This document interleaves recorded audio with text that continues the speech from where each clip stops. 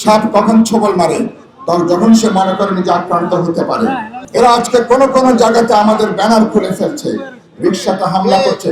যুব দলের যারা ওর পেছনে ঘোরে, যুব দলের 18 জনকে একটু আগে তাদের চিরতরে বহিষ্কার করা হয়েছে।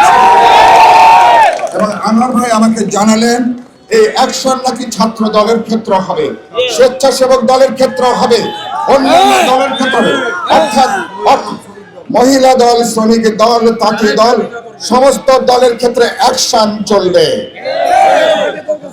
আমরা এবং এই অ্যাকশন এবং মানুষ সাপ কখন ছোবল মারে যখন সে মনে করে নিজে আক্রান্ত হতে পারে, যখন সে নিজেকে বিপদগ্রস্ত মনে করে।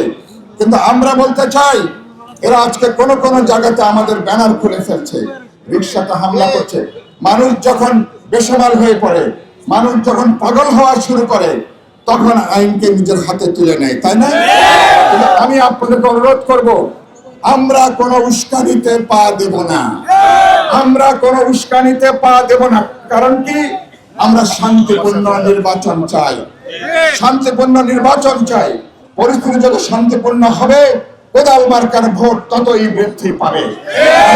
শেষ করবো যেটা বলে, 12 আসনে বিএনপির মার্কা একটাই, সেটা হলো কোদাল।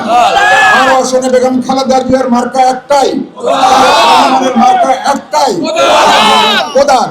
আমরা বলেছি জন্য ধানের শীষের পক্ষ নিন, কোদাল মার্কায় ভোট দিন।